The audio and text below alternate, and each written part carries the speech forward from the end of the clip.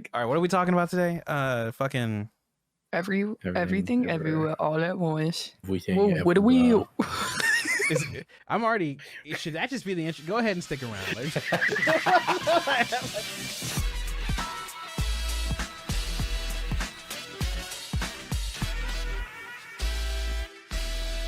What's up, everybody? Welcome to the Toast and Ride podcast. And today, it's not my podcast anymore. Actually, I sold it.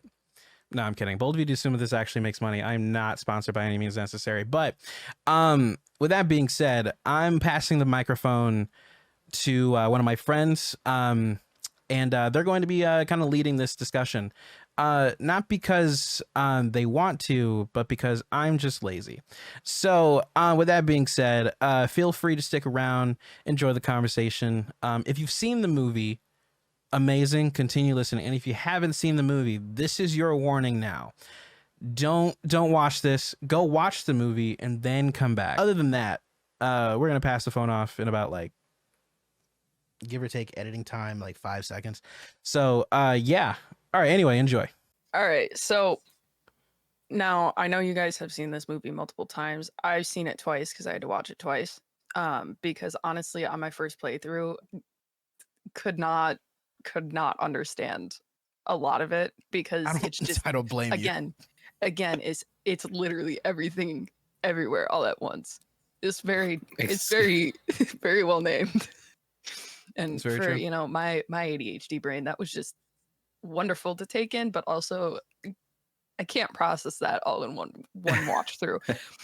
And honestly, I feel like this is one of those films that even if you're experienced in, like, dissecting film, that this is not one that you're one and done. You can just go off and name everything in the movie. Like, this is one that you got to watch multiple times in order to really be able to grasp certain concepts in it. And one of the things that I'm drawn to when I watch films is how characters develop over time. Because I mean, ever since I started watching, like, BoJack Horseman, the character analysis that happens with those characters is so interesting. Whereas, like, now I'm getting into it with other things. Like, Shameless was one of them. This was one of them where I was more interested in the characters rather than, like, the deeper story of, like, the plot line. So we're gonna go through each of the main characters and pick out some of those important characteristics that we see, and how those characteristics begin to shape their new surroundings. So, what do we think about that? Yeah, I'm cool with that. I'm down. I can get jiggy with that. I feel like that's I'm jiggy with anything, you know what I mean? I'm just here, you know what I'm saying? You just going with the flow today. I'm the one Oh, doing hell the yeah. work, huh? Nah, man, this I got is the your prep work podcast done. now. Yeah, it is this it is is. the Toast on Kai podcast.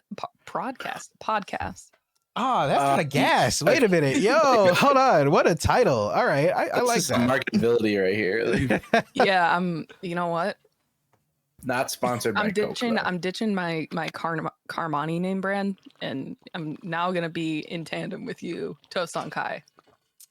Sounds That's like a the plan sister to me. channel. It's the sister channel. It's like Hi, like sisters. Watch Mojo, and then you're Mrs. Mojo. And Ms. Mojo. Wait, is that a real thing? Yeah, it's a real thing. Yeah. Yeah. They have Watch Mojo, Yo. Ms. Mojo. I think they have a third one too, if I'm not mistaken. Watch I don't Mojo remember. already like a woman? It's multiple people. Yeah, I mean, Oh, it is? I only yeah, like, hear the Welcome woman. to Watch Mojo. Like, yeah, it's mainly her. I only hear the woman every time I've seen a Watch Mojo video. Have you seen that clip of Tom Holland, like, freaking the hell out over the Watch Mojo lady? Because that's pure serotonin. yeah, I'll have to he watch was like, that later. wait, are you the voice? Wait, can you do the thing? And she's like, welcome to Watch Mojo. They're like, yeah. Yeah. It was great. It was great. Not gonna lie. All right. Anyway. So first, I want to look at Waymond, because Waymond, well, he seems like he's kind of a background character. Like, the story mainly focuses around Evelyn and Jobu, but Waymond is essentially the reason why the movie went the way that it did, right? And I think that he's a super, like, important character within this, because without him, I don't think that Jobu would have not done what she had done at the end, which we'll get into that more when we discuss her. But so in order to prepare for this, I did watch a couple of different character analysis videos that I saw on YouTube. And the first one that I watched was focused solely on Waymond. And it was from Pop Culture Detective on YouTube. And I didn't have a great grasp on his character because, again, so much going on. The entire movie was just chaotic, right? But one thing that I definitely latched on to was the fact that Waymond's character is not like the way that we see masculinity typically portrayed in movies, right?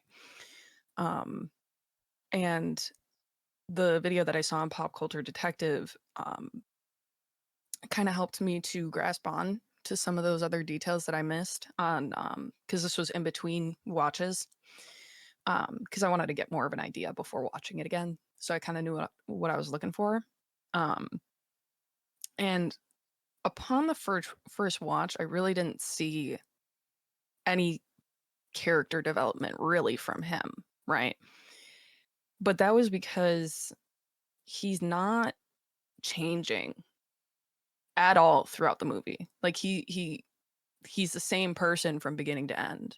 The only thing that changes is his perspective and how like he is perceived by the other characters. Which honestly I think is really really rare to see in a movie. Like typically when you are introduced to a character that is not your typical masculine, you expect by the end of the movie that they're going to be, you know, they're going to completely change into this more aggressive, assertive dude.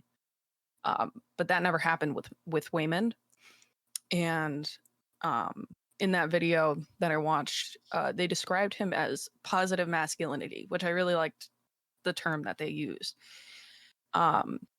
He wasn't the representation of like your typical man. He was very cheerful, upbeat. A lot of people in the movie they use naive a lot of the time.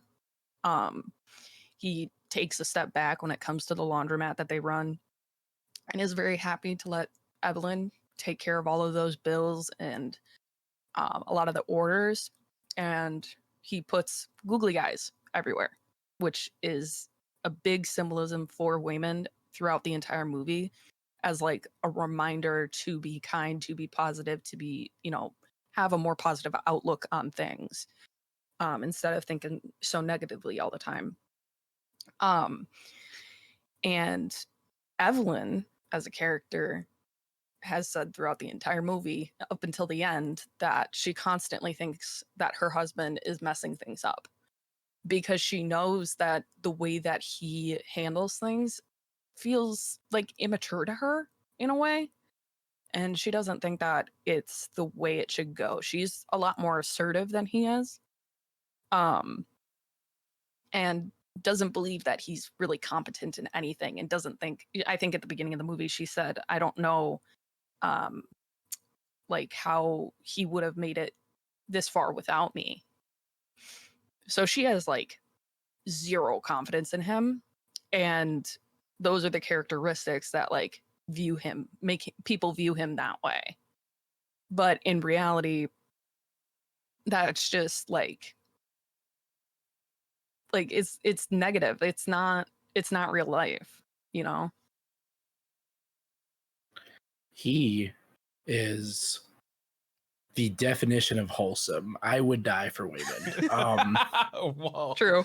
Like, like no, like for real. Like he exactly. I do really like the positive masculinity tag with him, especially because yeah, it's like any other person in that situation, like it would be so easy and honestly not fun to watch, but easy to make it where they resent each other and they don't like each other. Or like Waymond still likes Evelyn, obviously, but because of how bitter that relationship has turned, it would be easy to just make him be like, well, it is how it is. I'm just going to be equally as dickish as my wife. Like, no. That's, they the strength of his character, like you were kind of touching on it already, was that he kind of doesn't change. He's a ray of optimism in all of this darkness between all the familial trauma and the generational trauma, and all the other types of trauma this movie wants to talk about, all rolled into one while also having hot dog fingers for some reason. Yeah, it's Trophies as dildos, you know. yeah, just, you know, using dildos as weapons, having butt plugs as trophies. Not even weapons, lethal weapons. I want to point that out. Like, weapon. like, there are in fact dildo deaths in this movie. Like licensed to kill dildos. That's what I'm talking about. With the interpretation of challenging the alpha and beta male trope that you see in media. Because I mean, alpha women.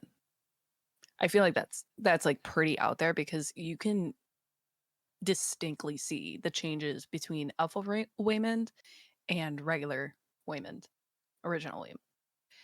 Because like he's just, alpha Waymond is very assertive, aggressive, dominant. He even gave up on Evelyn at one point, which honestly I thought was like, at first I thought that was like a challenge that Evelyn was supposed to like overcome to prove herself, and he was going to come back and be like, yeah, that's why I did that. But he was legitimately like gonna abandon her. And you can also see like with Alpha Waymond, because he has this more masculine feel to him, us as viewers and Evelyn as a character is immediately much more attracted to him because of those masculine features that she seems to like really want Waymond to have, because she's been almost like compensating to be the aggressor. And because original Waymond doesn't fight back with his hands and Alpha Waymond does, we don't see original Waymond as being any sort of help to this battle. We don't think that he's gonna live up to really anything, and that he's kind of just a side character. And I mean, this alpha and beta male trope is something that it purely only exists in media. That is not like a true thing for the human race. For animals, sure. I mean, like not for it's humans. it's in media for a reason though. I feel like a lot of people want to paint that, because a lot of like people in Hollywood are like, well, this is how the real world is. Let's put these in our characters, and it's like, genuinely in my real day-to-day life, I have never seen anyone in real life be like, I'm an alpha male or I'm a beta male, this and that. I've never seen that ever. I've seen that on the internet maybe, but that's on why the it's internet, on the it's internet. everywhere. As someone who is chronically on TikTok, it's fucking everywhere. It is everywhere. They don't have And to you know, face consequences online versus in real life, so that's why it breeds. Right, exactly. and like going back to the stark difference between original Waymond and Alpha Waymond, and how I think that this is challenging that trope, is original Waymond is gentle, empathetic, and calm, whereas Alpha Waymond is very assertive and strong and seems like emotionally distant, unlike original Waymond. I feel like original Waymond is much more emotionally intact, and you brought up the divorce papers earlier, and I feel like that um, is pertaining to another feature between both of those characters, is the fact that both of them so badly want to have like a genuinely happy marriage. Because you can see in the beginning, Evelyn gets engrossed in that movie on the TV, and Waymond is watching an older couple together that are, you know, in love. And it seems like they both want that. And Waymond feels like the way to get that would be to get a divorce so they could have a better relationship. But he's trying to be kind about it. Like he doesn't want to hurt Evelyn. Yeah. And I think too, like I think that's like a real like thing about life, is that like there's a lot of people in like long term relationships that started out as healthy, but then resentment builds. And, you know, if you're together for 15 years, you change as people, especially for people that got married so young, like people that got married at like 18, 19, 20. Like there have been a lot of people that divorce at that time, because it's like we have just kind of grown as people, grown out of love, grown out of each other. Especially like I said, like when you get young, like love like that, in terms of like, you know, marriage and all that stuff, you're still not like, you're still growing up at that time. Like you might be 18, 19, 20, but you still have a lot of growing and life and learning to do. So Mhm. it's a real natural thing. It just happens to be in a multiverse movie that they're Yeah. touching on it. So Yeah. Yeah, I feel like that's real too, with kind of bouncing off of that, just how profoundly like personal that becomes when they try to emphasize on the idea of what could have been. Because I feel like all of Mhm. us, very young especially, are like, oh, like you were with someone for forever, and then all of a sudden that's not a thing anymore. Now you're two separate people. It's a whole different playing field after that, and you grapple with whether that's good or bad in your head, but that doesn't always mean you actually act upon it. And seeing that with Evelyn and Wayman becomes even more heartbreaking when you see how much Evelyn seems to daydream about anything else but the life she has and the people she has around her, to the point where it literally drives away like the one positive thing in her life. Right. Right. And like I feel like in the end they both just want to be happy, but like Waymond is very much like more on the path of that happiness because of his gentle nature and wanting to really make things work, whereas Evelyn is very much like stuck in her own ways, stubborn, and you know, she's a lot more assertive and unwilling to change because she's gone on the same way for so long that I feel like if she wanted to change, she feels like she can't because she's made it so far without changing. And like I said at the beginning, like Wayman doesn't change at all. And even though his character doesn't change like mentally or physically or anything like that, um, it completely changes the trajectory of the movie. Um, and I say this because uh, there was that speech that he gave about kindness and saying, you know, that we need to be kind, especially when we have no idea what's going on. And there's so much truth to those words. As someone who like really hates being mean to people, um, and like at first that really doesn't have much impact on the way that Evelyn is viewing it, viewing this entire situation, because she says, you know, it's too late. Like it's too late for that right now. Which again, obviously wasn't true because after um, a little bit further into the movie, when um, Evelyn was like in between the conversation with Jobu and being at the New Year's party with Waymond, um, we see that Evelyn gets arrested for the tax issues. I'm honestly still not really sure on what exactly happened. I think it was like improper tax write-offs or something from the laundromat. Um, and they were gonna arrest them, but I thought it Waymond was was for able. also attempted assault, was it not? It might have been. Well, That might I have mean, been like one she of the didn't. I once mean, things. she like, dicks the IRS agent, yeah, but like well, the it's first time. I meant yeah. like, I Right. meant like when we were talking about like in the laundromat when she had the bat. I just assumed that like the people involved were assuming that she was about to like go for like a strike on them. Oh, She never maybe. did, but like initially that's what it looks like. So that's what I just assumed like the real reason was she was handcuffed for. But I Well, mean, I just know that like during that scene, no matter the reason why she's handcuffed, Deidre was there to you know, come at them about all these wrong tax write-offs and stuff. And while Evelyn's having this conversation with Jobu again, she's like, I think he's messing things up again. And that's when Deidre said, uncuff her. And Wayman came over and talked to her and said, I was able to get us another week, I think it was, Yeah.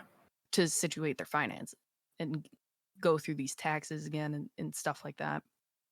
And I think that's when it really clicked for Evelyn that Wayman's not naive, Wayman's not stupid, that he knows what he's doing. He's just not doing it in a way that she would have. And that's why she's thinking that it's wrong, because she wouldn't do it that way. And that's when in the battle with Jobu, she decides to fight that battle with kindness. And she puts the googly eye on her forehead for the third eye, which I'll talk about more later, and says, I'm learning to fight like you. And that's like the big turning point of the movie, where she finally realizes that Wayman's not a joke.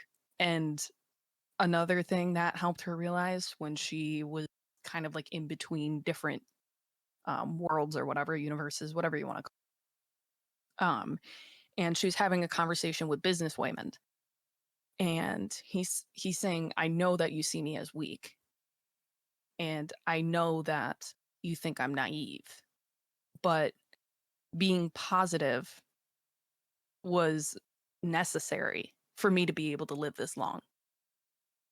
And I think That's there's how he so much survived. truth like that. Yeah. Mhm. There's so much truth in that, because like if you can't be positive about absolutely anything in your life, you're going to be miserable.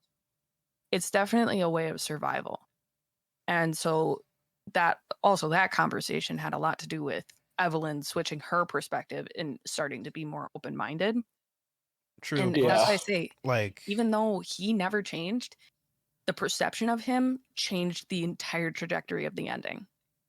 yeah, and I think it's a good like highlight of like kind of different lifestyles, because I think the reason why Evelyn is the way that she is for like half of the movie is because you see it before she left home, from her mother and father, how like her dad just never believed in anything she was ever going to do in Mm-hmm. America. So, she kind of like hardened herself up, and she became, like this wall of like, I'm going to like do anything I set my mind to, but in a like aggressive, I'm going to get this done way. And of Yeah. course that is an efficient way to do something. I kind of wish I had more of that in a sense of focus, but I think also there like it's just as efficient in a way that Wayman does it, where he does it in a happy-go-lucky way. He may seem, naive as you said, but I think it highlights how you don't have to really do one or the other. You can, but I think it highlights the downsides to each one. Like people will start Right. doubting your ability to participate in anything if you're in your or in the Wayman boat, and then people are going to also kind of resent you, or like or like you're gonna push more people away if you're in Evelyn's boat of it. I think like that kind of like their relationship highlighted you kind of have to have a mix of both. I mean, even you see it Mm-hmm. in kind of in a way in business Wayman, how like he kind of had a little bit of Evelyn's energy towards the end there, but he never Mm-hmm. lost that positive side of him. And he even said that like he would much rather be doing nothing but other people's laundry, and quite frankly nothing with Evelyn in another life, because he knows that balance. And I think it Mm-hmm. took Evelyn a majority of the movie to learn that. So I think it's a good kind of highlight for that, for at least for the characters. Right. Bailey, Yeah. anything on that? Yeah, yeah, you're kind of just taking the words out of my mouth. It's it really is just like it's insane how much one person can change your viewpoint with something as simple as existing, like Wayman does. Because literally the amount of time, like if you work in customer service, as I'm sure most people have done at least once in their life, yelling at an employee or yelling at like a customer service worker is not going to get them to want to help you more at all. It's Right. not. they'll hate you. They'll want to spit in your food. They'll want to do a bunch of different stuff. True. They'll want to do a lot of illegal stuff. But like, you're here to get something, and there's two ways of getting that done. And an aggressive, I'm going to hurt you if you don't do this kind of energy, or a positive, like, hey, this would be really dope if you could do this. And it's cool to see how they balance, whether you want to equate that to like gender roles or again like generational trauma, because again this movie is multifaceted. So even the points that we discuss in this podcast are going to have like 7 different layers because of all the stuff that they put into this movie. But just that's just some strong screenwriting right there, that they're just like, okay, 2 viewpoints, have at it. We're good. Well, plus So, too, like we'll see how that goes. I think also Evelyn didn't realize she didn't do enough healing from her own generational trauma, in that like even like up until the end of the movie, even though like her father didn't have a lot of lines, he was the most cynical and doubting and just really tough person to be around. Average and disappointed father. And you can tell that like Evelyn was just kind of like done with it, like to the point where like she was kind of just working extra hard and just being even more cynical in herself because she didn't do the healing. And she didn't realize she didn't do the healing until, you know, Joy / Jobu, which I'm sure we'll get into more later, kind of really showed that on top of Waymond. You know, different versions of Waymond, even Alpha Waymond to a certain extent, kind of showed her that there are many different ways to live. You kind of just have to choose which one works best for you. Right. And, you know, speaking of Evelyn, I'm going to kind of transition to that now, because kind of made our point on Waymond. And I mean, you know, I think we can all agree that he was a very impactful character within Waymond's my favorite. I want to be him when I grow up. That video that I actually watched Waymond. Was Everybody Needs a Waymond. I like that title. Everybody Needs a Waymond. Yep. That is true.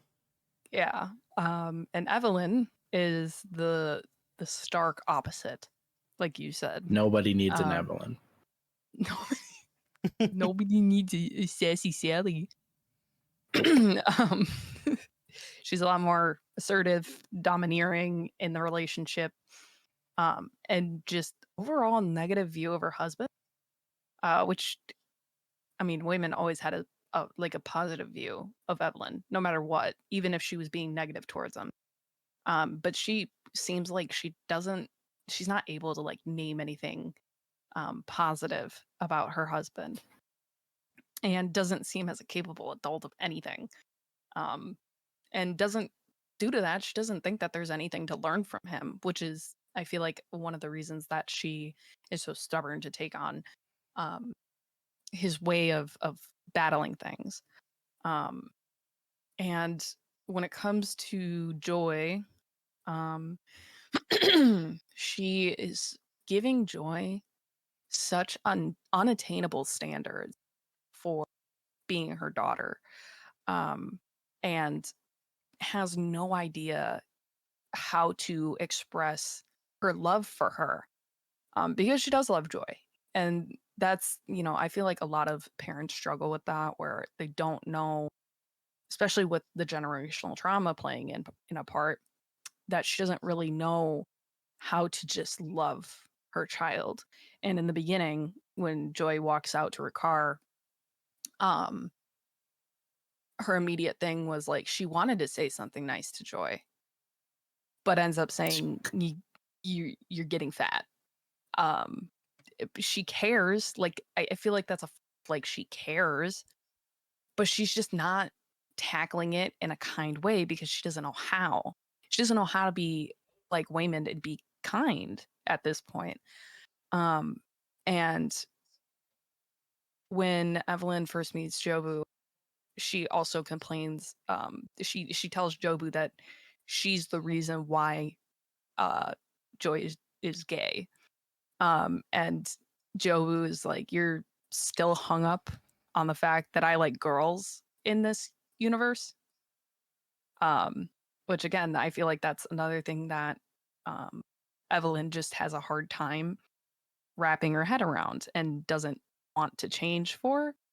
And we'll talk more on Joy's viewpoint on that type of criticism later. But for Evelyn, I feel like there's a few different motives for her in this movie that ends up changing her, and that is one of them is the fact that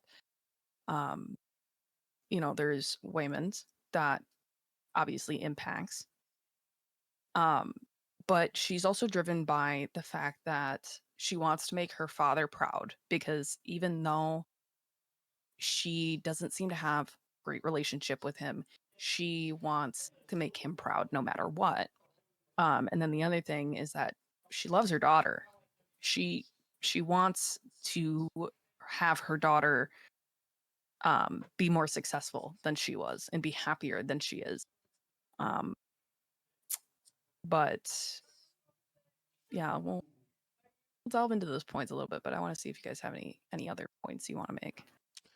I think too, like in terms of like Evelyn's relationship with both her dad and Joy to a certain extent, I think it's like it's a double of everything. I think like when it comes to her dad, I said this a little bit before, but she's kind of dealing with like how her dad basically just disapproves of everything. So then she kind of uh spreads that onto Joy in a lot of ways, whether she knows it or not. I mean, you see it like, for example, how like she automatically hides that Joy has a girlfriend to her dad when he gets there, not because like she cares herself to a certain extent, because like I mean like yeah, she's still wrapping her head around it, but she doesn't see that as big of a deal until her dad's in the picture. I think a lot of what she Right. does has her dad in it, and that's because she just doesn't know how to like kind of live for herself. I feel like like the whole reason why that they show her so motivated and then show like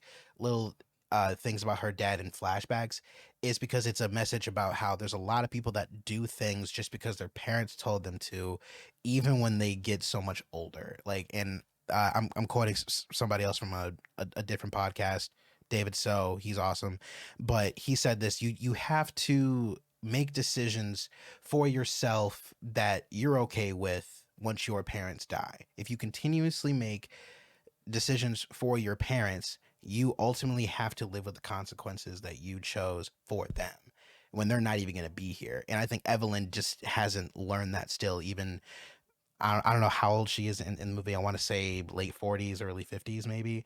But Yeah. even 50 years into her life, she still hasn't learned that.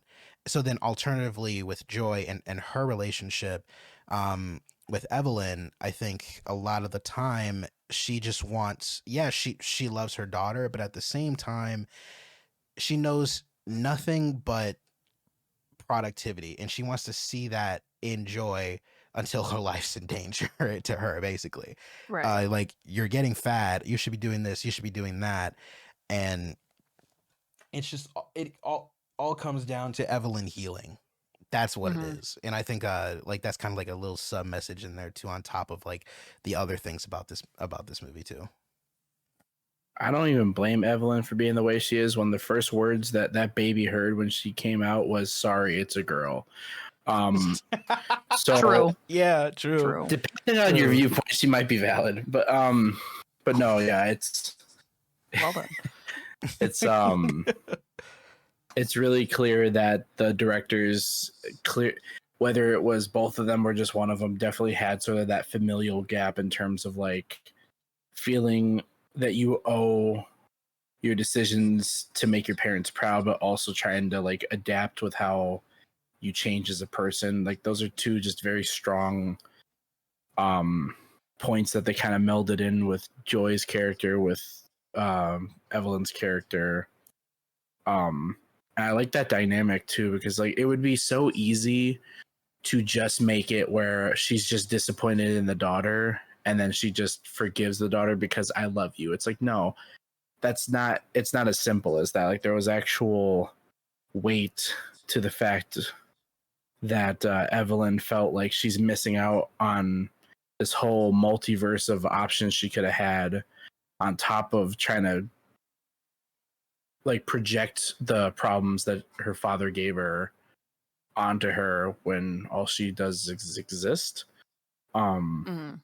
I think there's a lot of people like even us, like I can say that multiple people we've known like throughout high school, college, like all that have had very similar experiences in their own home lives. So that's kind of a very close nerve to strike for our age group, especially. So it was really cool that they found a way to incorporate it, but not be preachy either. Like, because that easily could have turned super preachy if they weren't careful with it. And it's already a long movie. It's like if you really want to get it's pushing like it's pushing 3. Like it's it's like if you really want to get preachy, isn't it like 2.5? Don't make it there. Yeah, something like that. It feels like 2.5, like when I first watched the movie, it felt a lot longer. Like my biggest critique with it was I was like, man, y'all could have saved like 20 minutes off of this movie. But then I rewatched it and I was like, nah, it needs the full 2 hour 30-minute runtime to really kind of flesh everything out. Yeah. It made me appreciate it more, but at the time I was like, wow, this is long. So that was her father, and like the disappointment that she got from her father constantly was the driving force that she had throughout her entire life up until this point. And finally, when everything was kind of coming to a resolution at the end, she stated that she doesn't need him to be proud of her, which shows huge character development considering how much time she's lived her life that way,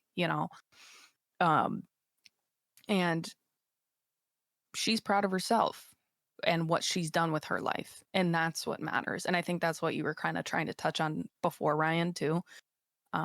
And I can really appreciate that as somebody who's gone through a lot of that people pleasing kind of thing with multiple different people.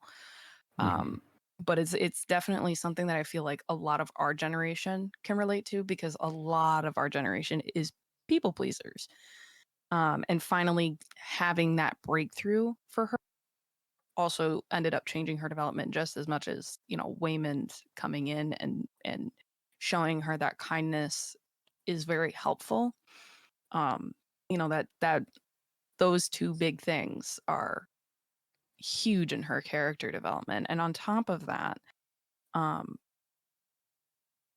she does love Joy, but she just doesn't do it in any kind of nurturing way, which is an issue with a lot of Gen X parents.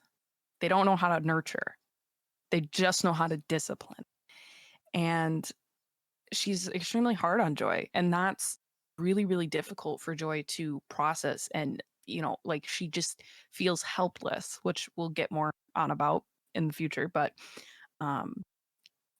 her main drive for this is that she just wants Joy to be happy in life and be successful. She's just not doing it in a way that works for Joy. And especially with my major and what I work with, like, if you want your child to succeed and be better than you, then you need to nurture them. You can't just be extremely hard on them, because all it does is break them down inside and make them ask themselves, like, what am I doing wrong?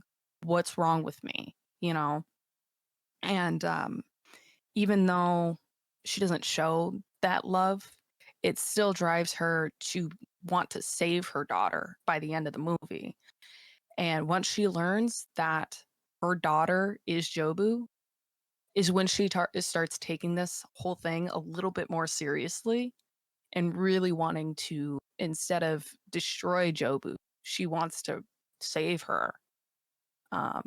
And again, I feel like that's another place of development, because she's truly learning how to be nurturing and how to care for Joy in a way that works for Joy, instead of the way that she was treated. And again, that's the discussion about, generational trauma and how you were raised. yeah, and I think it takes a lot of courage to break that cycle too, because like if you like, this is what I was kind of touching on earlier, if you don't do that work to kind of heal that part of your trauma with with what your parents gave you, then you're going to pass that on to your kids, and then they're going to pass it on to their kids because that's all that they know, and it'll just continue to spiral. So I mean, it's just very important for people to do that work, and I think the movie kind of really highlights that very well by the end of it.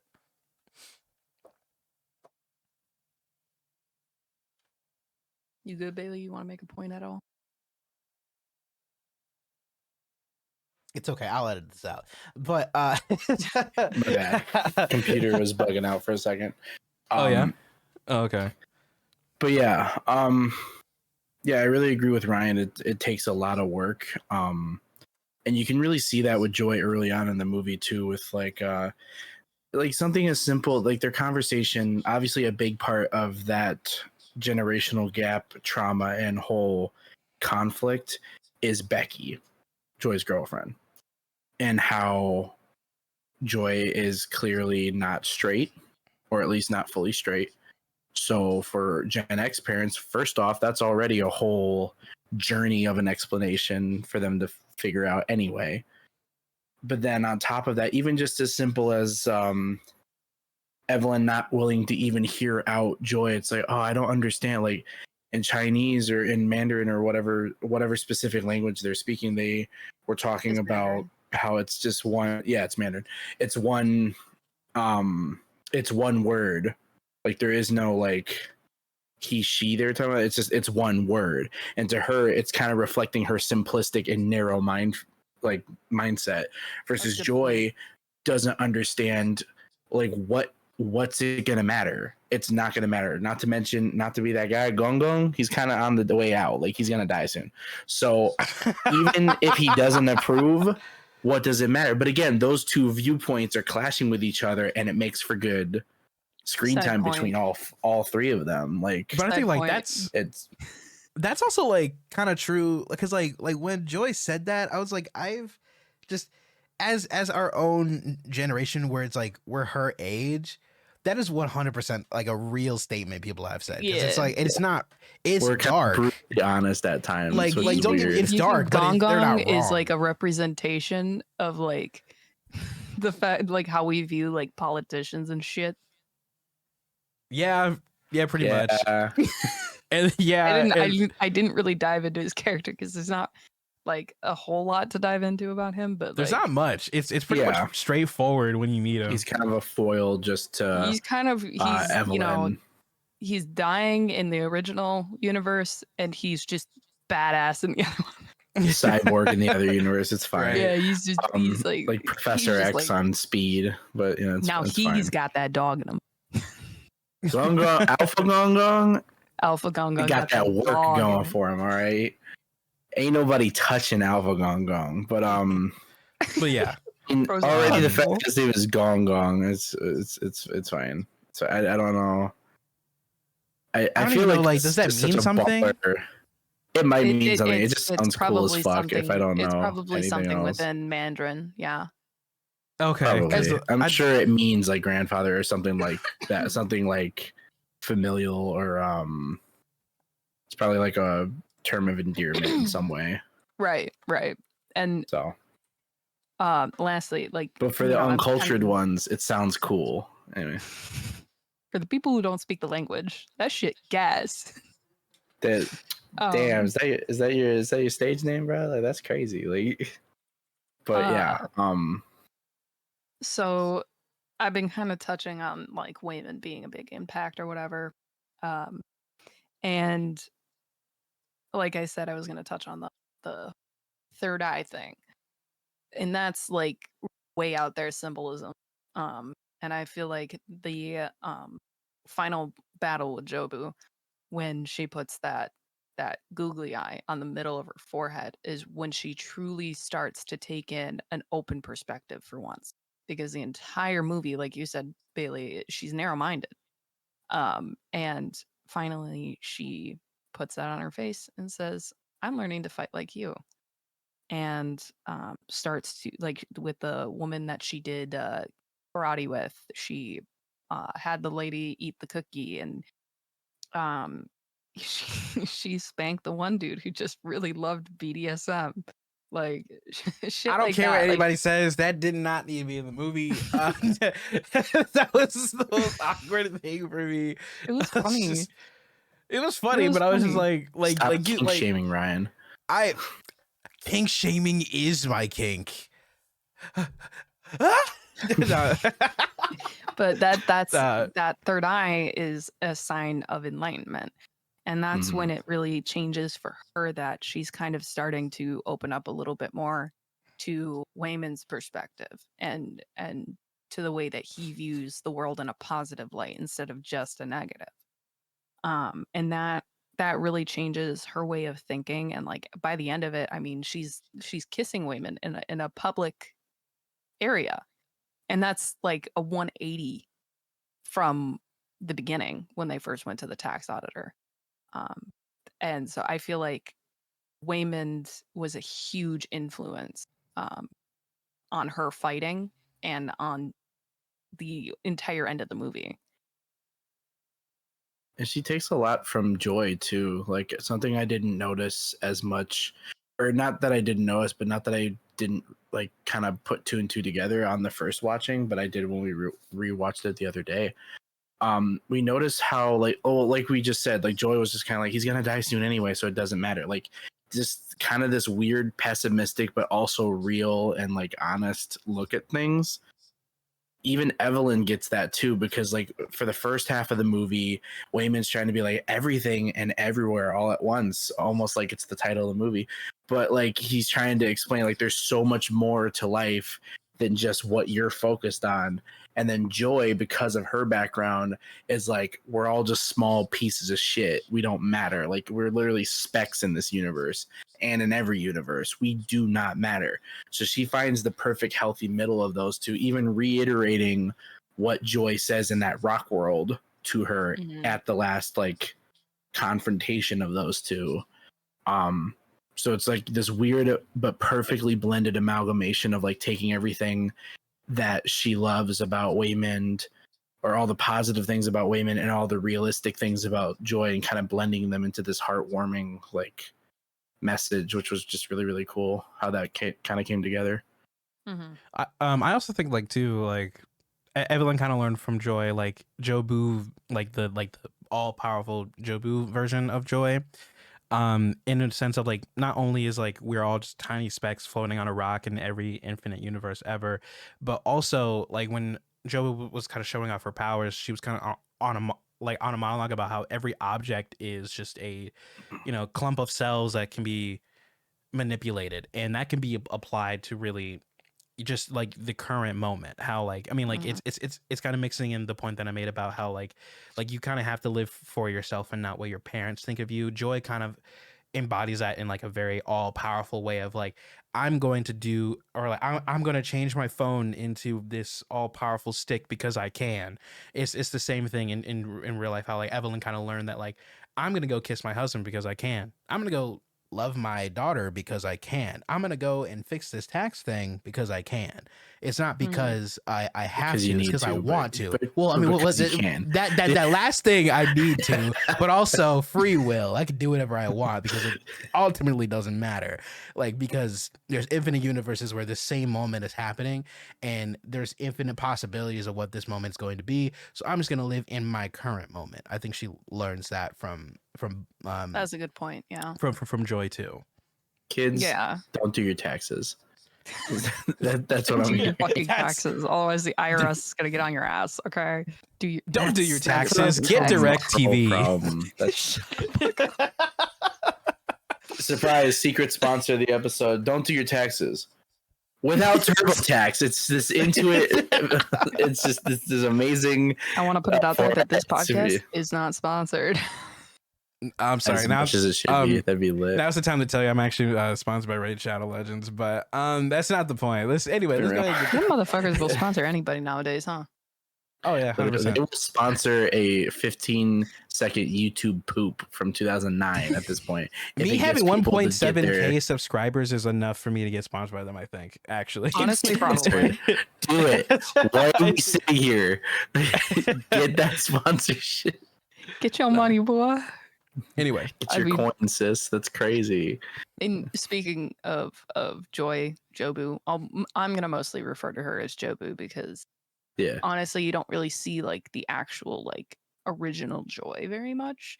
it's like And Joy is I think Jobu. Ryan said like, last night like she's always been Jobu yeah. because Jobu is living all of these lives. So I'm gonna strictly refer to her as Jobu. So again, this isn't.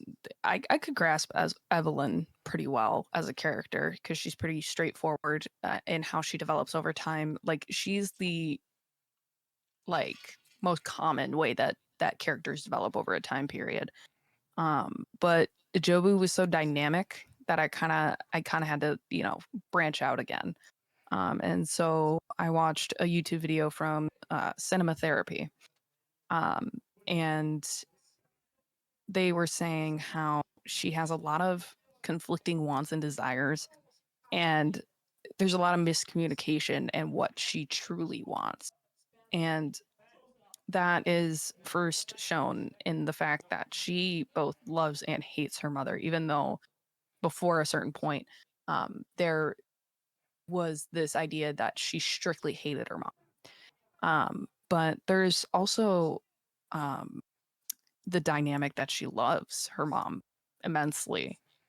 And I say that because at the beginning we think that Jobu's out to just kill every single Evelyn out there. But that isn't true. She's trying to find this Evelyn that she has been, kind of wandering around for. And after meeting for the first time, she has a lot of anger towards Evelyn, but she's not aggressive with her. She actually tends to be more like tender towards her in a way, especially when she shows her the bagel. She is very like emotionally out there because she's crying during that scene. And at the end of the movie when they're supposed to go in through the bagel, um Jobu said that this wasn't made to destroy the universe or anything like that, like people again were thinking, like that's another miscommunication. um but she wants to destroy herself because living all of those lives with Evelyn as her mother and every single one of them is so painful, because no matter what she does, she's disappointed in. And I feel like that's another big reason as to why she thinks that nothing ever matters. Because no matter what she's going to do, she's always going to be a disappointment. Therefore, nothing matters. And I feel like there's an aspect of that, we can relate to a certain extent as well, because I know we've all been through shit. Um, and again, with the love versus hate dynamic, she wanted her mom to experience the same pain that she did with this, universe jumping. But at the same time, when it comes to going into the bagel, she expects her mom to come with her, and hold her hand, because even though she resents her mom and she's angry at her and she feels like she hates her, she's scared to go in there, and all she wants is her mom. She wants her mom to be there for her. That's truly what she wants. And in not any of the worlds that she's been to, her mom doesn't provide for her in the way that she needs emotionally. Um, and as we know, that Evelyn doesn't go through the donut with her, or the bagel with her. The donut. I keep thinking it's a fucking donut. Okay, leave me Oh no, alone. me too. Me too. It looks like a donut. It does. Unless I'm you also just hungry, but look Bagel. closely and see all the seasonings and shit on it. Yeah, it's a fucking donut. It's an everything bagel. And when she wants to go through the bagel, she says to Evelyn, like, at least now I don't have to do it alone, because she didn't. I feel like throughout the movie she's searching for this Evelyn to not only make her feel the pain that she did, but also she doesn't want to go through that bagel alone. She doesn't want to do this alone. She feels so incredibly isolated, and that makes her feel like she'll never live up to anything. She'll never be good enough. She's always going to be this mess of a person that is stuck in between different universes that she's in. Um, and that just makes her feel like none of it actually matters. And I mean, again, that's something we can all fucking relate to. Um, but at the end, when she says, why would you even want a daughter like me when you can be anywhere else in the universes? and you still want to be here with me. And Evelyn draws from Waymond and is compassionate and empathetic with Joy, that even though there's a lot of pain that comes with living, that pain is worth the joy that she experiences being around Waymond and her daughter and living her life. And that Bars. no matter what, she's still going to want to spend that time with her daughter. And she cherishes those moments she spends with her. And Did that you write was that what, one down? huh? Did you write that one down? What do you mean? That Those absolute bars you were bar just spitting. you just You were just spitting some of the fattest bars I've ever heard you say. Well, I mean, I did write this Bro myself. said Yes, but it's worth the joy. I'm over here like, that's why that honestly, that's not written down. I came up with that at the top of my head. Bro, that was off. I was That was off the freestyling bars. Okay, she's tough, dude. She's tough. She's tough. she's tough. But yeah, in the end, made Jobu not decide to go through this bagel, and that she's willing to give this a shot to be with her mom again, because she's now understanding more. Yeah, and I think too. I think the character of Jobu / Joy Jobu is so real. Like for anybody that like is Gen Z that had a Gen X parent, or really just a parent that is, you know, similar to Evelyn, at least in the first half in general, is you kind of feel this, like it's kind of the exact opposite of what Evelyn's dad did to Evelyn. Like you could, like there's a lot of people that like make the argument, at least in older generations, like that are like, well, like my parents were tough on me because it made me grow thick skin. It made me motivated. It made me do this and that. But then also alternatively, for our generation, sure, maybe that worked for some of us, but in a lot of cases, it only did more damage because we live in a different age of the internet and how like there's a lot of different things that we as kids growing up were dealing with. Like we were dealing with this rapid form of technology being like constantly growing, constantly evolving itself and constantly shifting. We grew up in an age where like bullying wasn't just in person. That thing followed you home. Like there's a lot of different mental things that us as a generation had to deal with. So all we wanted to do was come home and just have the support of our parents. And then that's where we get to parents like Evelyn that just obviously want to see the best for their kid, but as you said before, didn't emotionally do it correctly. Right. So then we see it in the movie how like Evelyn wants all of these things for herself. She wants to be the best that she can be, and to an extent, she does get there. Wait, did I say Evelyn? I meant Jobu. But Jobu gets to a certain extent where it's like, oh, she did become the thing that she always wanted to be, and being the most powerful thing in the universe ever. But alternatively, also, it was fueled by a different type of pain. And at the end of the day, she still loves her mom. It wasn't for her mom. It was still for herself.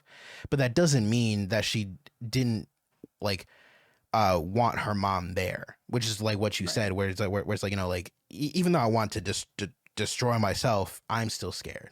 Right. And I think that can be applied to real life, how like a lot of people our age, like once we get to this, you know, age, you know, 22, 23, you know, mid 20s, we still don't really know how to adult. Like we just don't, because like we just grew up in a different era. Like, you know, our parents probably bought their houses for like 12 dinkleberries and was able to have a kid by like 20, versus us, our housing market is terrible.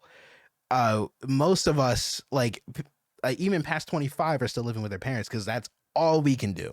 Right. You want a house? Make $130,000 a year. And good it's luck. Just good luck. And it's to crazy. get a job like that, go to college and accrue fuckloads of debt. Yeah, and I think it's extremely real that even after all of that, it's not that Jobu wanted revenge or to like see her mom hurt, but it was to be understood, right? Right. Like you can apply that to real life, and but like in the sense of the movie, they make it seem like, oh well, like no, I want you to feel what I felt multiversally, but even in real life, all the kids really wanted was to just be understood. Mhm. We're not asking for an Be loved, apology. man. Yeah, like we're not asking for like, reparations, like, or like just like all we need is at this point therapy and for you to understand. And I think that's what Jobu is embodying. It's just, And I'm not saying I yeah. want pain from my mother. It's my mother. I still love her. But, you know, they just didn't understand until we got old enough to be able to explain that. I see that in myself a lot now, where it's like you're not going to get listened to until you're an adult, where they don't see you as a kid, like a mindless kid. They see you as an adult now, like, because even like when I want to say like Joe was a kid, I'm sure they didn't see this on screen, but I'm sure she tried saying these things as a kid, but because she's a kid, Evelyn was just like, nothing, calm down. Right. It wasn't until she was an adult, multiversally, that you were able to see it. So yeah, I think Joby really kind of embodies what being Gen Z is at this point. Mhm. Yeah. I don't know, Bailey, you got something to say on that, or like did I also pull the words out of your mouth? That was just a mic drop from you, homie. You nailed it.